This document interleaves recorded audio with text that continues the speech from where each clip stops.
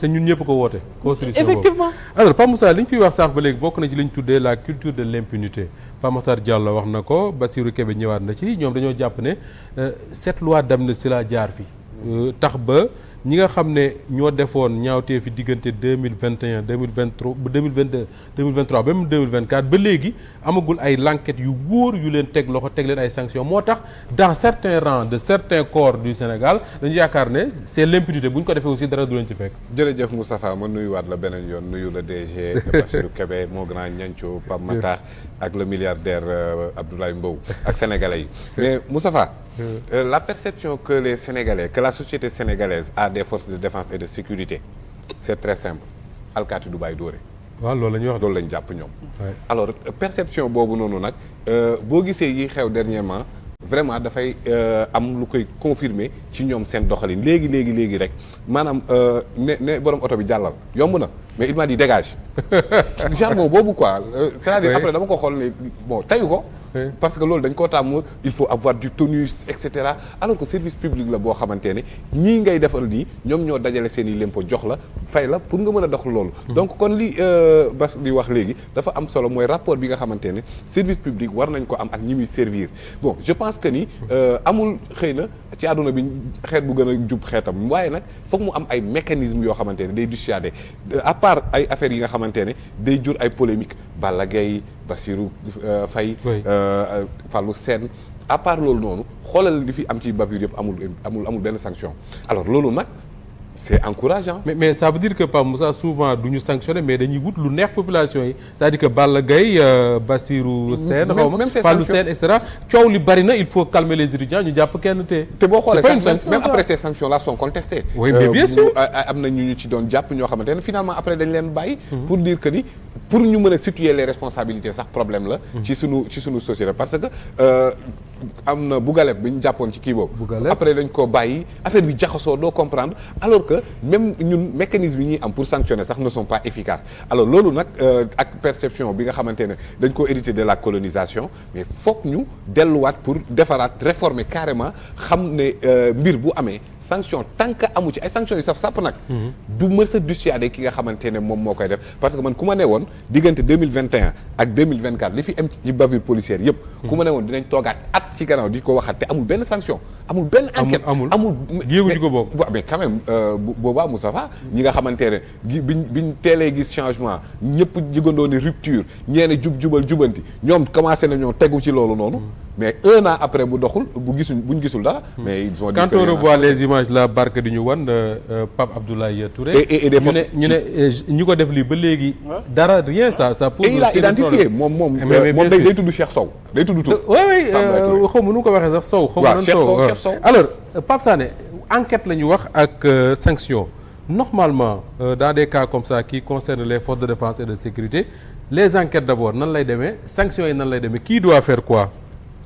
ok Moussa en fait soo koy xool muy gendarmerie wala police ñoom ñaar ñëpp dañ leen doté de 2 unités d'enquête yi nga xam ne c'est en interne mooy la brigade prévôtale ak les inspections des services de sécurité gendarmerie am inspection de la gendarmerie nationale bi nga xam ne moom yenn yi cas yi nga xam ne mooy concerné les gendarmes moom moo koy jël enquête ko daal di jox l'autorité ne ko kii war nga ko sanctionner administrativement ci nii boo paree jébbal ko yoon. brigade prévôtale également moom mooy def la nga xam ne diggante takk der bi ak population bi brigade prévôtale enquête boobu moom moo koy mëne waaw saa yu nit joteeg gendarme wala policier. brigade prévôtale boobu. moo ngi def mooy def enquête les inspections d'habitude pour la plupart pour éviter sax ay problèmes kenn du leen placer sous l'autorité du directeur de la gendarmerie wala du directeur de la police ci ministre bi nañ koy placer cabinet ministre bi lay bokk pour éviter mu am benn genre influence de la hiérarchie policière ou de la gendarmerie. Donc moo tax dañ leen di placer sous la tutelle des ministres des forces armées et ministre de l'intérieur ñooñu nag bu ñu paree. ñoom ñooy ne ministre bi Pape Sané mi da nga war a def li ñuy wax ordre de poursuite da nga war a joxe ordre de poursuite pour yoon topp ko mais ñun suñu wàllu bopp maanaam administrativement ci lii ak lii ak jàpp nañ ne que lii ak lii ak lii moo ko def sanction administrative yi nañu war a tegagum ci moom en attendant yoon décider li mu war a décider foofu nag Moussa c'est là où il y a souvent des problèmes. Parce que tey par exemple police wala gendarmerie seen benn élément daf faute. présumé ñoom ñi enquête la ñuy enquête jël jébbal ko yoon. À partir de ce moment ñoom seen responsabilité c'est dégagé. soo xoolee diggante 2024 juin 2024 bi fii le haut commandant de la gendarmerie toogeek ak léegi. y a eu 186 sanctions en interne yi nga xam ne def nañ ko ci ay gendarmes. ñii ñu relever leen ñii ñi ngi xaar conseil d'enquête ñii ñi ngi xaar conseil de discipline. police bi ñu fi toogee l'actuelle équipe bi ñu fi toogee ba tey jii. ñu ngi ci 137 yi nga xam ne ay procédures yi nga xam ne ñii ñi ngi dem commission d'enquête ñii ñi ngi dem commission de discipline ñii ñi ngi xaar yeneen sanctions yi nga xam ne seeni jugement nañu xaar loolu xam nga lu muy firndeel Moustapha soo xoolee les différents problèmes yi nga xam ne moom la takk der yi dugg laal ci y a eu Pape Matar mu ngi koy wax léegi ñii defoon mbir mi yëmbal fële. mais bañ leen jàppee police moo def enquête déféré leen. déféré na leen. déféré ñu ngi ci kaso bi. ok policiers yi fi jotee woon ak maliens yi ci affaire 200 millions yi dóor leen fi gaañ leen fi ñu ngi ci kaso bi àtte nañ leen semaine passée tëj leen 5 ans. ah oui waaw ñoom 4 policiers yi. defe naa Rosso aussi les 2 policiers sont en garde. étaient en non garde non ils sont sous mandat de dépôt. ils sont sous mandat de dépôt ok.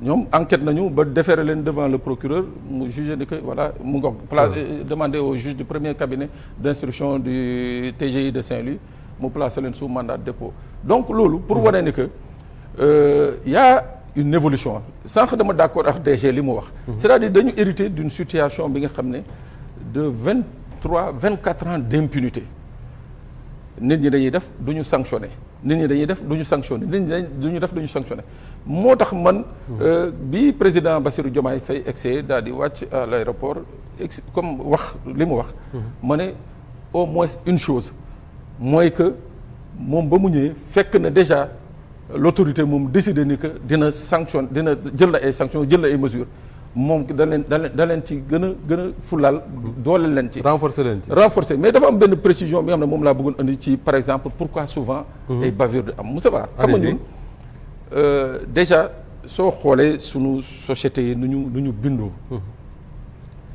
il est très difficile pour takk der nañuy waxante dëgg rek nga def fi si liggéey convenablement peut-être que en zone urbaine ñun ñi on se plaint pas mais am na ay quartiers yi nga xam ne comme par exemple le long de la VDN mais foofu bokk na ci l'une des zones les plus criminogènes ku fa jaar yenn heures yi dañ lay agressé c'est sûr ku fa jaar yenn heures yi dañ lay agressé fan yi passé je sais pas si vous avez suivi dans la presse benn mbër bu doon préparer combat pendant 5 jours gendarmerie police di xeex ak accompagnateur u mbër yi parce que nee nañu kenn du dugg ci quartier bi 5 jours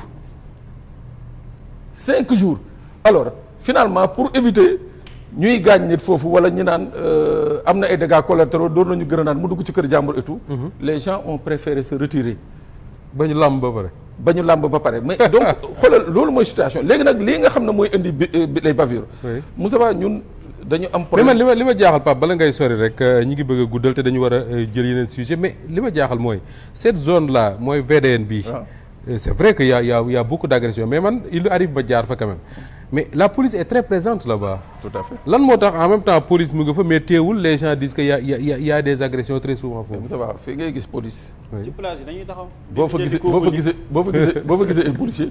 bu bëree ba bëri 4 la wala 5. d'accord bu bëree ba bëri. boo xoolee longueur plage bi. y a des centaines et des centaines de personnes ñooñu quasiment li ñu mën rek mooy benn prévention rek ah titre nu ñu koy waxatee. dissuader rek te du mënuñu dissuader dara. waaw dañuy taxaw ni nit ñi di leen gis parce que tamit dafa am la nga xam ne foofu laa d'accord ak Abdoulaye Mbow. première mission bi nga xam ne moom la gouvernement bi waroon toog bi ñu egsee c'était d'aller vers ce qu'on appelle justement la réconciliation c'est-à-dire réconciliation bi dañ ko waroon def entre. mais loolu ñi ngi ci woon quoi c'est-à-dire que c'est ça qui est étonnant dañoo jékki-jékki rek relâché wu. mais ñi ngi ci woon et j'espère que ce sera pas comme ça dans tous les domaines. non mais ñi ngi ci woon. mais s'il te plaît pas mais mu daaneel ma eggale rek xam naa ne mosoo ànd ak man bàyyi ma egg ci rek. mais en fait quand bavure yi boo koy gis muy bëri fii ñun surtout ñun et les bavures sont partout dans tous les pays du monde. il y a des bavures policières mais ñun boo gisee mu am une certaine récurrence. Moustapha da ngay xool par exemple da ngay gis benn élément. bu ñu yee 5 heures du matin.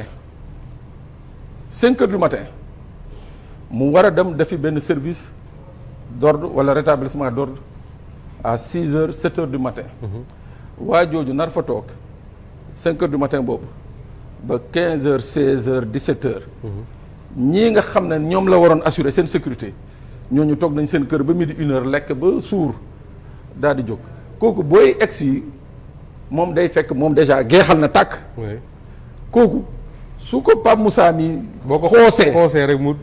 donc dañu am problème utilisation homme foofu y a un problème qui se pose te loolu ndax lan mu am c'est parce que les éléments ne suffisent pas il faut aussi qu'on ait le courage de le dire et puis mu am benn point bi nga xam ne Moussa yàgg naa ko wax fii sur nos plateaux. dama ne y a cet épisode de recrutement de 2021 2022 bi Macky Sall defoon gis nga ces recrutements là fii laa ko waxoon.